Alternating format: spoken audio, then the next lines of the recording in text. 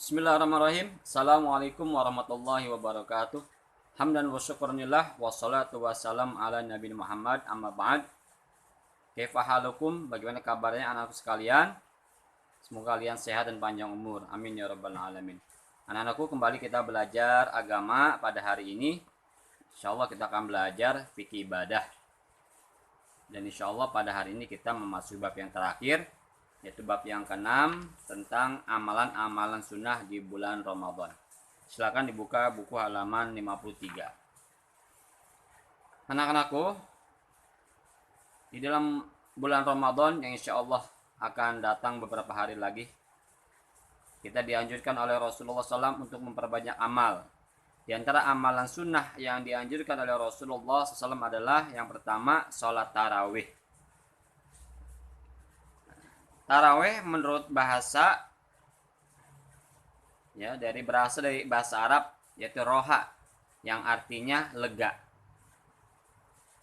Adapun menurut istilah, sholat tarawih adalah sholat sunnah yang dilakukan pada malam hari bulan Ramadan. Sekali lagi, sholat tarawih menurut istilah adalah sholat sunnah yang dilakukan pada malam hari bulan Ramadan. Adapun menurut bahasa, tarawih artinya lega. Dan kapan kita disunahkan untuk melaksanakan sholat tarawih? Waktu sholat tarawih dilakukan setelah sholat isya sampai terbit fajar atau sampai waktu subuh. Sekali lagi, waktu sholat tarawih adalah dilakukan setelah sholat isya sampai terbit fajar atau waktu subuh. Kemudian apa hukum sholat tarawih? Hukum sholat tarawih adalah sunnah muakkad. Sekali lagi, hukum sholat tarawih adalah sunnah muakkad, artinya sunnah yang sangat dianjurkan oleh Rasulullah Shallallahu Alaihi Wasallam, baik laki-laki maupun perempuan.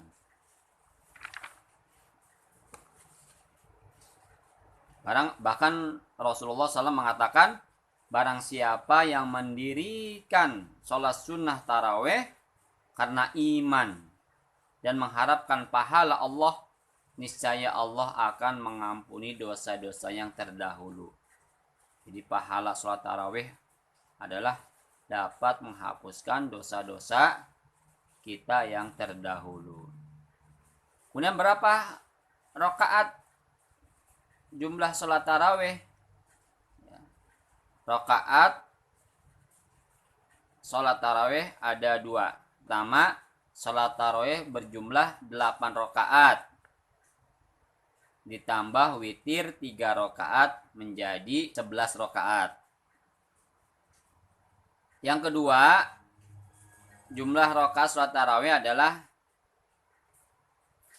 20 rakaat ditambah witir 3 rakaat menjadi 23 rakaat. Ya, saya ulangi, jumlah rakaat sholat tarawih ada dua macam. Yang pertama 8 rakaat ditambah witir 3 rakaat menjadi 11. Yang kedua 20 rakaat ditambah witir 3 rakaat menjadi 23. Yang mana saja kita lakukan boleh, tidak apa-apa. Jadi kita mengikuti sholat taraweh sesuai dengan lingkungan kita masing-masing. Kita tinggal mengikuti imam saja.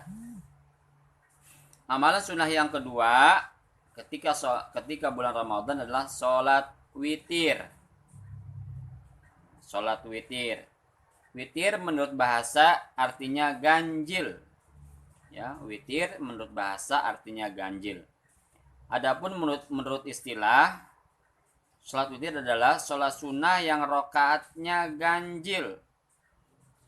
Ya, sholat sunnah yang rakaatnya ganjil. Berapa rakaat saja sholat witir, Mister? Pertama, minimal 1 rakaat. Boleh 3 rakaat, boleh 5 rakaat, boleh 7 rakaat, boleh 9 rakaat, boleh 11 rakaat atau 13 rakaat. Ya, paling sedikit 1 rakaat, paling banyak 13 rakaat.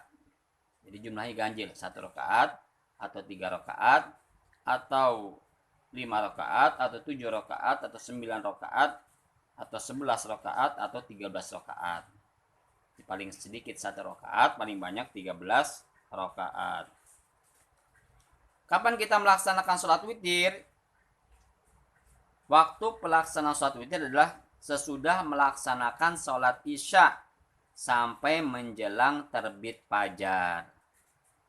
Jadi pelaksanaan sholat witir adalah setelah sholat isya ya sampai menjelang terbit fajar. Ini sunahnya setiap hari, bukan hanya bulan Ramadan. Sholat witir itu. Ya, sholat witir sunahnya dikerjakan setiap hari. Kalau dikerjakan di bulan Ramadan, dikerjakannya setelah sholat tarawih. Ya, sekali lagi, sholat witir kalau dikerjakan di bulan Ramadan, ya dikerjakannya setelah sholat tarawih. Apa hukum sholat witir, Mister? Hukum sholat witir adalah sunnah muakkad, sunnah yang sangat dianjurkan oleh Rasulullah Shallallahu Alaihi Wasallam. Kemudian yang ketiga, amalan-amalan sunnah di bulan Ramadan yang paling utama adalah yang ketiga, tadarus Al-Quran. Apa itu tadarus? Tadarus berasal dari kata darosa, yang artinya adalah membaca, belajar, atau mengajar. Tadarus secara bahasa artinya membaca, belajar, atau mengajar. Adapun tadarus Al-Quran, ya, menurut istilah atau bisa diartikan adalah membaca dan mempelajari Al-Quran. Ya, tadarus Al-Quran artinya membaca dan mempelajari Al-Quran. Nah, Al-Quran ini turun pada tanggal 17 Ramadan. Maka biasanya di bulan Ramadan ada peringatan nuzul Quran. Tepatnya pada tanggal 17 Ramadan. Nuzul Quran artinya turunnya Al-Quran. Turunnya Al-Quran di bulan Ramadan. Maka disebut nuzul Quran. Tepatnya pada tanggal 17 Ramadan. Maka Allah Subhanahu wa taala berfirman dalam Al-Quran, Sahru Ramadan alladzi unzila fil Qur'an. Bulan Ramadan adalah bulan yang di dalamnya diturunkan Al-Quran. Maka kita dianjurkan untuk memperbanyak membaca Al-Quran di bulan Ramadan. Target minimal bulan Ramadan kita hatam 30 juz. Ya. Bahkan Rasulullah sallallahu alaihi wasallam pernah bersabda, khairukum man ta'allamal Qur'an wa 'allamahu. Sebaik-baik kamu adalah orang yang belajar Al-Qur'an dan yang mengajarkannya. Kemudian sunnah yang keempat yang sangat dianjurkan di bulan Ramadan adalah memperbanyak sedekah. Jadi sedekah adalah memberikan sesuatu yang bermanfaat kepada orang lain. Ya, jadi sedekah itu memberikan sesuatu yang bermanfaat kepada orang lain. Bisa berbentuk uang, atau harta, atau makanan, bahkan senyum manis kepada seseorang adalah sedekah. Menyingkirkan duri di tengah jalan, atau paku, atau beling, atau pecah-pecahan yang berbahaya bagi orang lain kita singkirkan, itu namanya sedekah. Ya. Jadi semua perbuatan baik yang diikhlaskan karena Allah Subhanahu wa taala dan bermanfaat bagi orang lain itu namanya sedekah. Bersedekah yang paling baik itu adalah bersedekah di bulan Ramadan. Ya, sekali lagi, bersedekah yang paling baik adalah di bulan Ramadan. Dan bersedekah itu lebih baik secara sembunyi-sembunyi. Kalau zakat harus secara terang-terangan, tapi kalau sedekah itu harus sembunyi-sembunyi untuk menghindarkan dari sifat ria. Karena kalau kita ria, bersedekah ingin dilihat orang, ingin dipuji orang, maka pahala sedekah kita akan hilang, sia-sia, tidak diterima di sisi Allah Subhanahu wa taala. Dan Rasulullah Shallallahu alaihi wasallam pernah bersabda bahwasanya setiap manusia yang meninggal dunia maka putuslah semua amalnya kecuali 3 perkara. Ya, jadi ketika manusia meninggal, semua amalnya terputus. Dia tidak lagi bisa beribadah, tidak bisa lagi beramal kecuali 3 perkara. Kalau dia melakukannya, meskipun dia meninggal, pahalanya akan tetap mengalir. Apa 3 perkara itu? Pertama, sedekah jariah. Yang kedua, ilmu yang bermanfaat. Yang ketiga, anak soleh yang mendoakan ibu bapaknya.